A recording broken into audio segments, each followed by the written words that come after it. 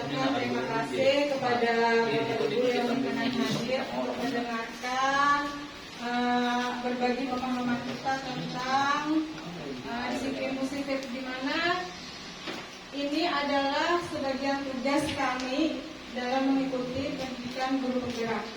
Nah, jadi di sini kami ingin membuat aksi nyata tentang disiplin positif, yang mana tadi sebagian besar sudah dipaparkan oleh Ibu Umi.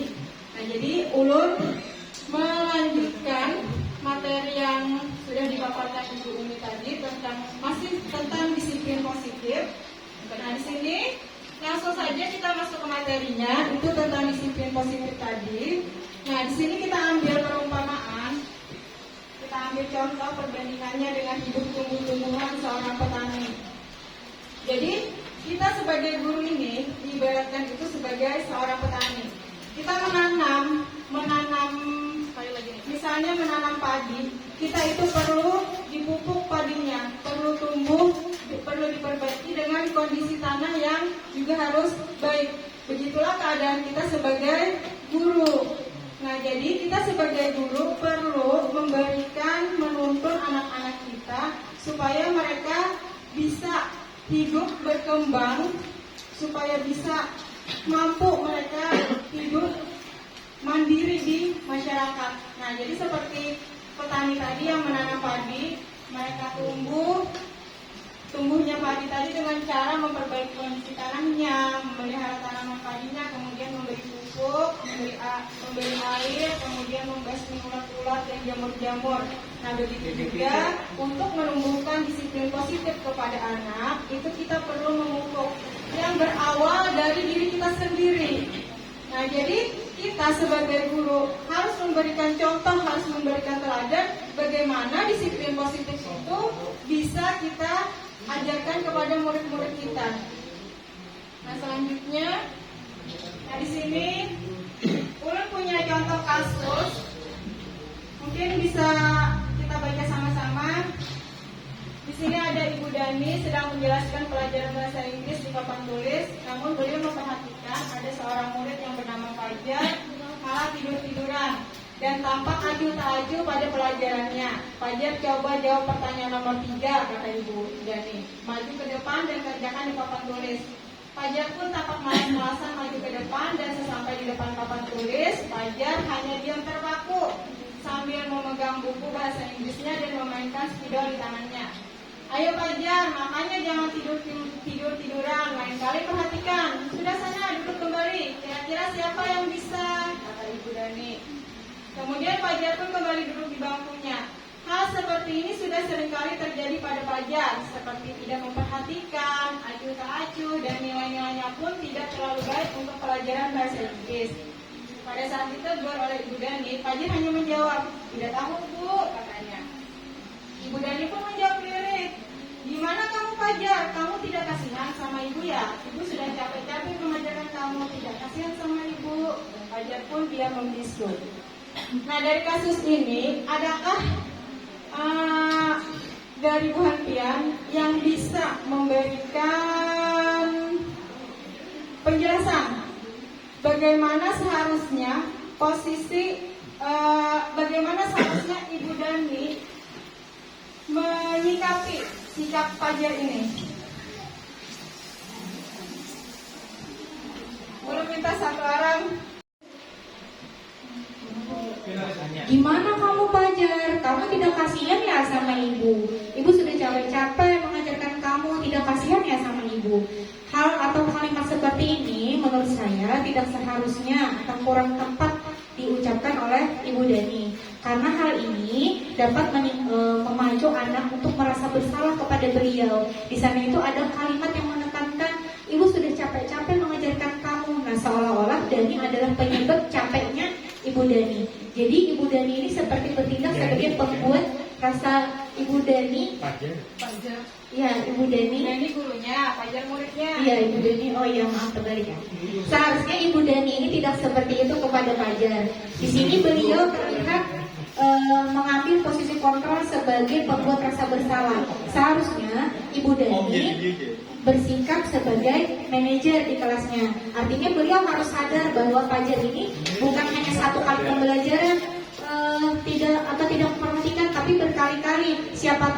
pembelajaran atau proses pembelajaran yang dilakukan Ibu Dani ini memang membosankan. Siapa tahu ini tidak sesuai dengan gaya belajarnya Fajar. Siapa tahu Fajar ini lebih suka pembelajaran yang visual atau auditori atau menonton video dan sebagainya. Nah, jadi menurut saya itu tidak menggambarkan mungkin pembelajaran yang berpihak kepada murid, karena siapa tahu ada hal yang lalai tidak diperhatikan dalam gaya belajar murid yang tidak tidak terpenuhi. Nah, seperti itu Bu Kiki. Terima kasih.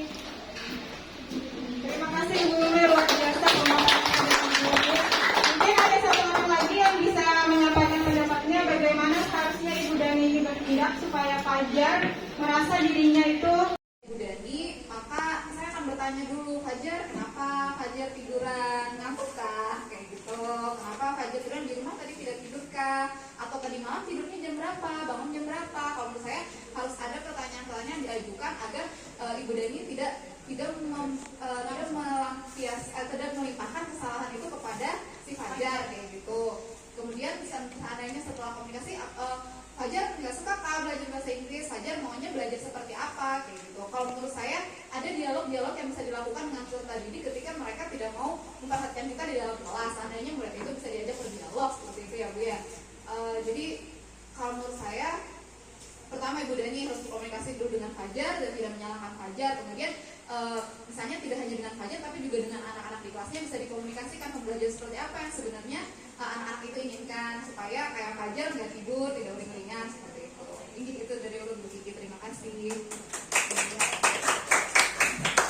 Terima kasih kepada Ibu Zahra. Luar biasa sekali pemaparannya. Sangat betul. Kalau misalnya kita mengalami situasi yang seperti ini di dalam kelas, artinya kita harus tahu dulu apa penyebab Fajar itu malas-malasan di dalam kelas. Nah, kemudian posisi yang seperti apa yang harus kita ambil sebagai guru? Bagaimana langkah bijak kita supaya Fajar ini bisa mengikuti pelajaran, bisa menyenangi pelajaran yang kita ajarkan. Nah, selanjutnya dari kasus ini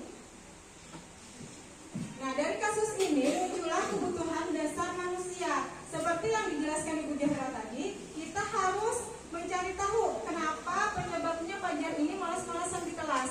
Nah, jadi di sini ada 5 kebutuhan dasar manusia, yaitu ada kebutuhan dasar penguasaan, kebutuhan dasar kasih sayang dan rasa diterima, kemudian kebutuhan dasar bertahan hidup, kesenangan dan kebebasan. Nah, jadi dari kasusnya Ibu Dani dan Fajar tadi, sepertinya si Fajar ini dia memiliki kebutuhan dasar, dia ingin disayang dan rasa ingin diterima seperti itu ya. Nah, jadi dari sangat betul sekali apa yang dipaparkan sama Ibu Zahra tadi, harusnya kita bisa mendekatkan diri kepada Fajar. Kita sebagai guru harus bisa mendekatkan diri kepada Fajar. Bagaimana si Fajar ini, apa yang diinginkan si Fajar ini atas pelajaran yang akan kita sampaikan kepada dia. Artinya kita tuh harus menempatkan kasih sayang kita, memberikan dia perhatian penuh, kemudian supaya dia merasa dia itu dihargai, merasa dia itu ada di kelas itu, diterima keberadaannya. Nah, jadi dari kelima kebutuhan dasar ini, untuk kasus yang tadi itu adalah rasa ingin diterima. Ya.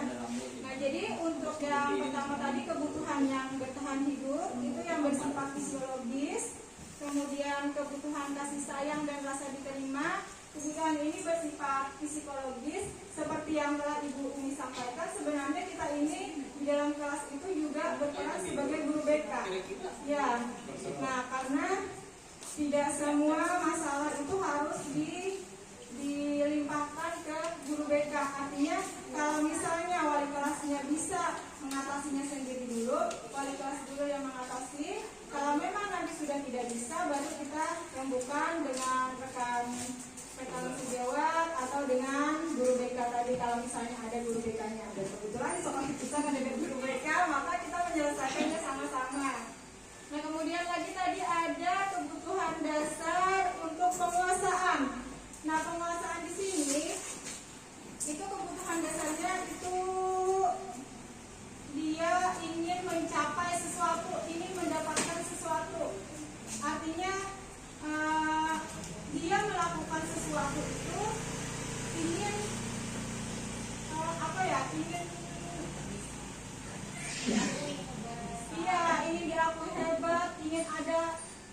kepuasan di dalam dirinya tuh. Kalau diriku ini, oh aku bisa begitu. Dia ingin memperlihatkan kepada orang lain, aku ini bisa.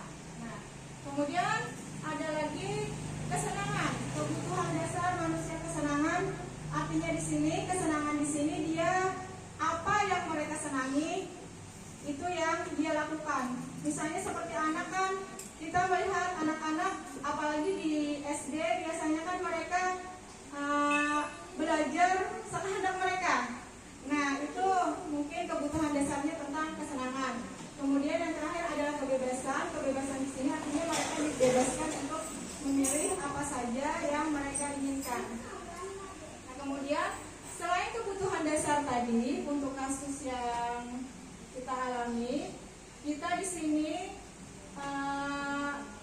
kalau misalnya kasusnya itu urgent, misalnya kasusnya itu terlalu bermasalah, kita punya posisi kontrol kita sebagai guru. Jadi di sini ada beberapa posisi kontrol. Nah, sini kita bisa lihat ada beberapa posisi kontrol. Ada penghukum, ada pembuat orang merasa bersalah, posisi kontrol sebagai teman, sebagai pemantau, dan sebagai manajer. Semua posisi kontrol ini memiliki dampak kepada murid. Entah itu dampak positif atau bisa juga dampak yang negatif. Seperti kasus Ibu Dani dan Fajar, itu sepertinya kita nilai tadi itu adalah posisi kontrol Ibu Dani itu sebagai membuat orang merasa bersalah. Artinya Fajar itu dia merasa disalahkan.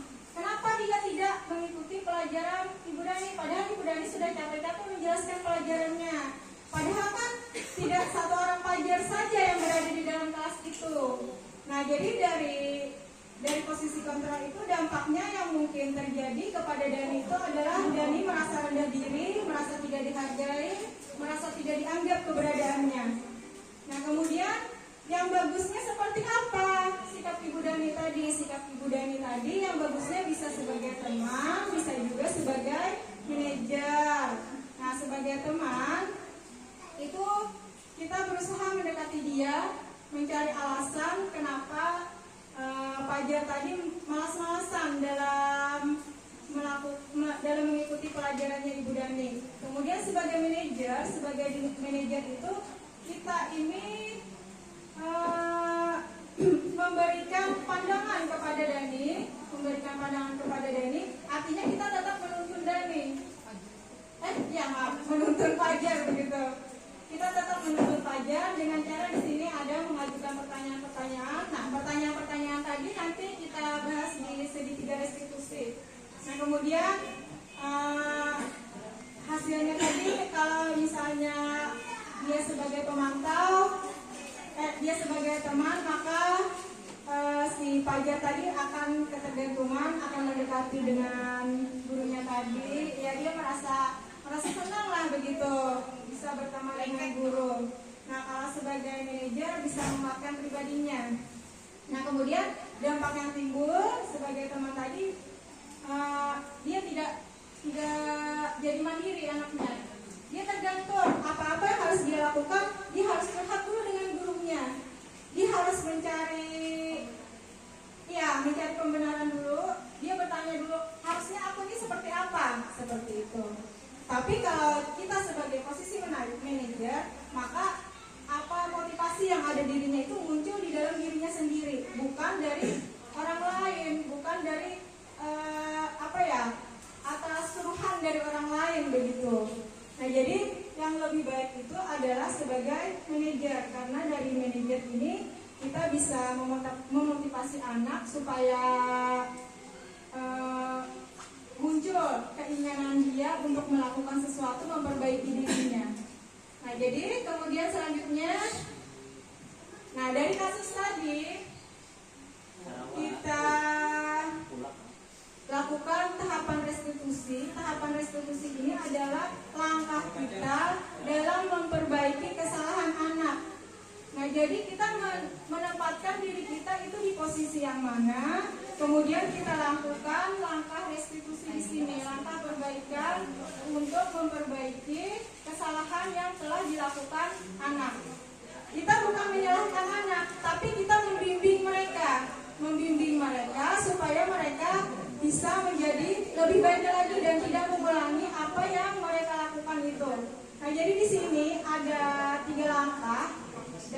3 restitusi. Itu yang pertama adalah validasi tindakan yang salah, kemudian menanyakan menstabilkan identitas, dan terakhir adalah menanyakan keyakinan. Validasi tindakan yang salah itu yang seperti apa? Validasi tindakan yang salah, kita itu memang membenarkan kesalahan apa yang sudah dilakukan dia, tapi kita tidak melulu menyalahkan. Kita membimbing dia bagaimana caranya dari kesalahan itu dia bisa menjadi lebih baik dan tidak mengulangi kesalahan itu. Kemudian menstabilkan identitas. Artinya menstabilkan identitas di sini kita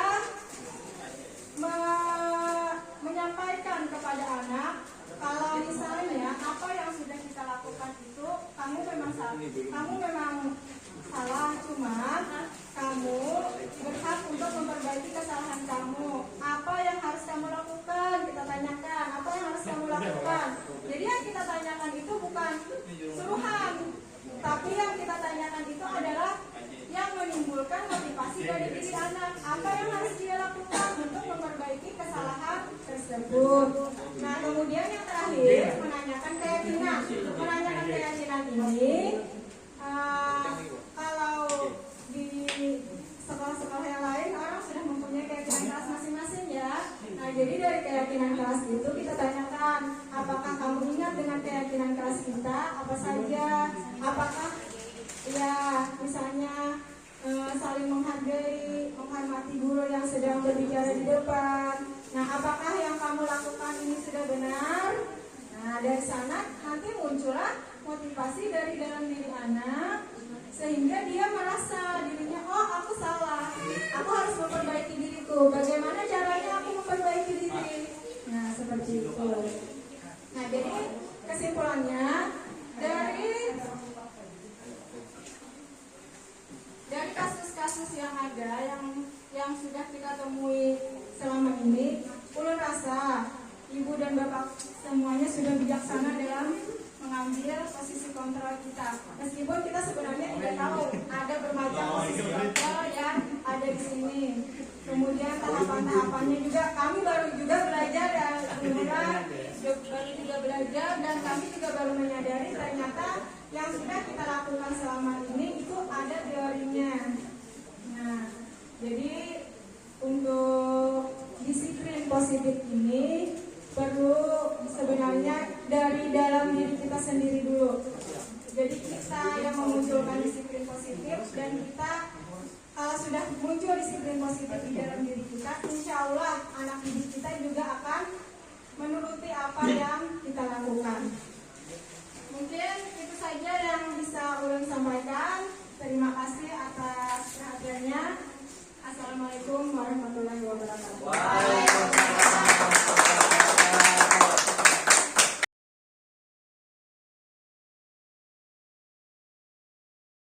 Assalamualaikum warahmatullahi wabarakatuh.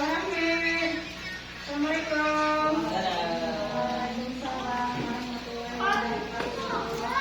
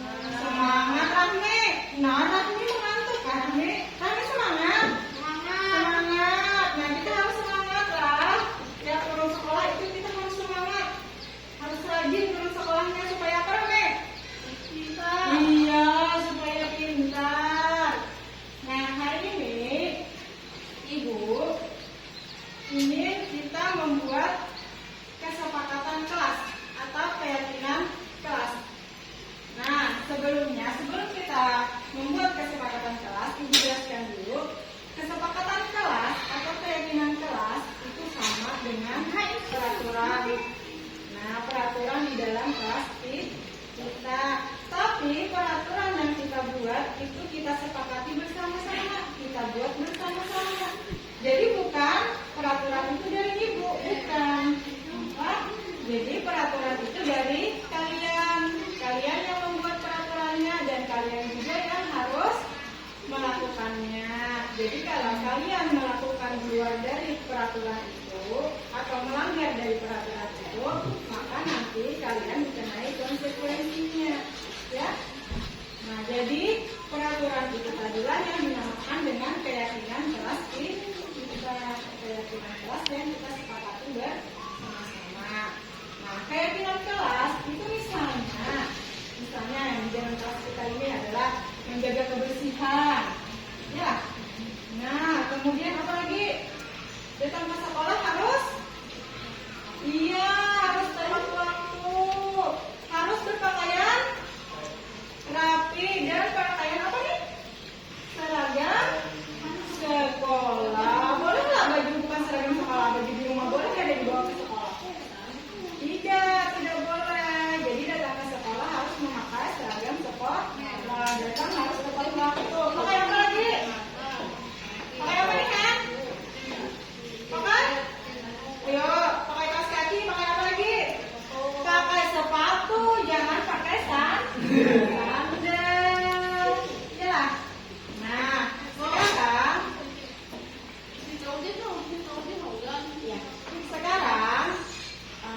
Ibu pengen tahu keyakinan kelas yang seperti apa yang kalian inginkan. Ibu tulis satu-satu lah. Kalian menyebutkan keyakinan kelas yang kalian mau. Bisa? Bisa lah? Bisa. Mulai dari Tia. Tia, keyakinan kelas yang kalian inginkan apa tuh?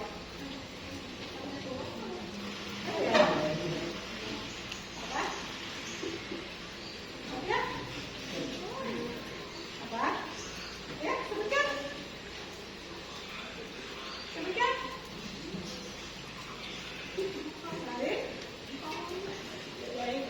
Iya, boleh saling membantu, ya. Saling menghargai juga boleh, ya Pak ya. Nah, sekarang Upik. Ayo, Bet.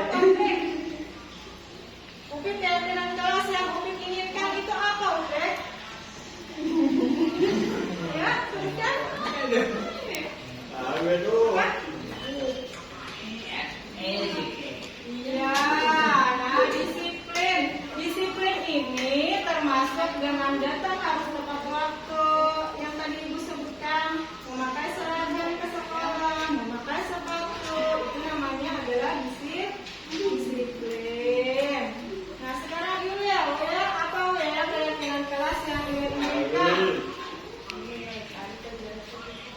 Nah, jadi setiap kali Ibu mendengarkan, bukan Ibu saja lah, jadi setiap guru yang masuk di kelas kalian saat menjelaskan pembelajaran, kalian harus mendengarkan. Tidak boleh ada yang berbicara, tidak boleh ada yang berdiskusi. Upik dengan misalnya berpandiran waktu Ibu menjelaskan, tidak boleh, ya. Nah, jadi itu keyakinan kelas kita tadi mendengarkan penjelasan dari guru, ya. Nah, sekarang Henry, keyakinan kelas yang seperti apa yang Henry inginkan? Keluarkan suaranya, Henry. Apa, Hen? Wah, Henry ada mau keluarkan suaranya. Kalau ada mau Henry, kita lanjut ke Rahmi. Apa Rahmi keyakinan kelas yang Rahmi inginkan? Saling membantu. Boleh apa lagi Rahmi? Saling membantu. Iya. Ya Rahmi, keyakinan kelas yang Rahmi inginkan itu adalah saling membantu. Betul sekali. Saling membantu jika temannya ada yang kesusahan. Misalnya Rahmi ketinggalan pensil saat datang ke sekolah. Maka misalnya Iyul berisi pensil 2, maka Iyul harus meminjamkan kepada Rahmi. Ya, itu namanya saling membantu. Nah, selain itu kita juga harus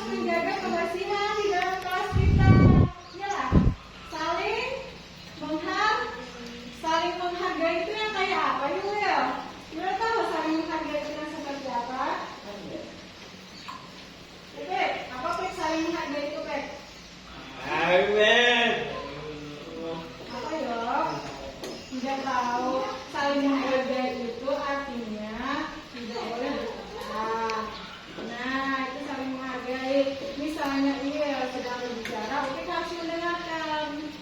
Nah, itu namanya saling menghargai. Nah, sekarang yang Pian sebutkan tadi, tuliskan di kertas. Nanti kita tempel dan kita buat keyakinan kelas yang kita sepakati bersama-sama. Oke? Ibu bagikan ya. Keluarkan pensil kalian. Mana pensilnya, Rahmi? Keluarkan pensilnya mana? Pensil atau pulpen, Henry? Tunggu. Pensil. Nah, ini ada kertasnya. Sudah ibu silakan. Pensilnya mana? Pulpen tidak. Pulpen lah. Ya, tuliskan keyakinan kelas yang sebutkan tadi di kertas. Nanti kita tempelkan di papan tulis. Bisa.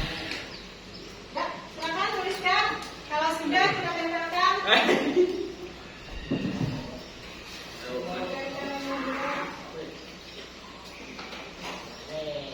Ya, tuliskan.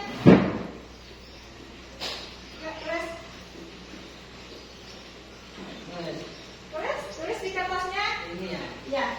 Itu. Pak. Tulis, ya, tulis. Ini yang tulis.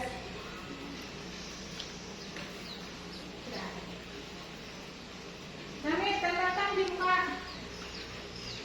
Ini Nami. Nami sudah. Ayo yang lain mana? Nah, tempelkan. Henry, ayo tulisan.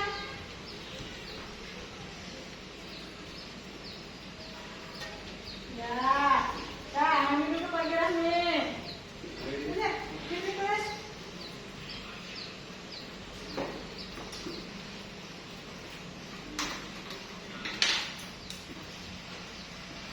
Sudah ya?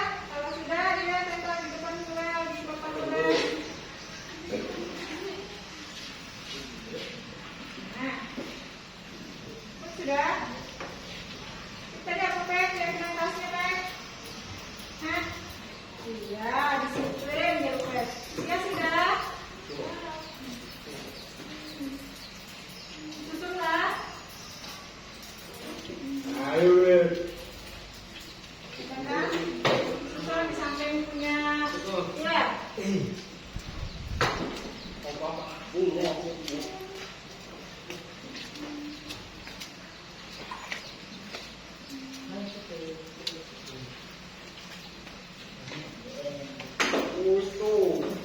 Punya dia saling menghargai.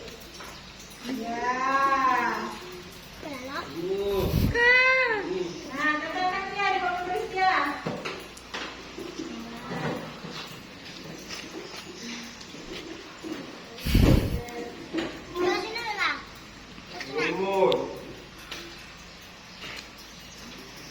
Henry, sudah? Belum. Ya sudah, sampai menunggu Henry, sudah ada 4 keyakinan kelas.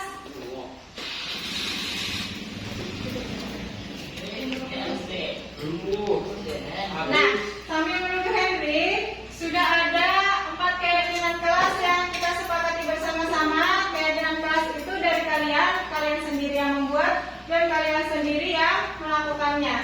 Nah, jadi di sini kita sudah punya 4 keyakinan kelas. Yang pertama, tadi dari Rahmi adalah saling membantu.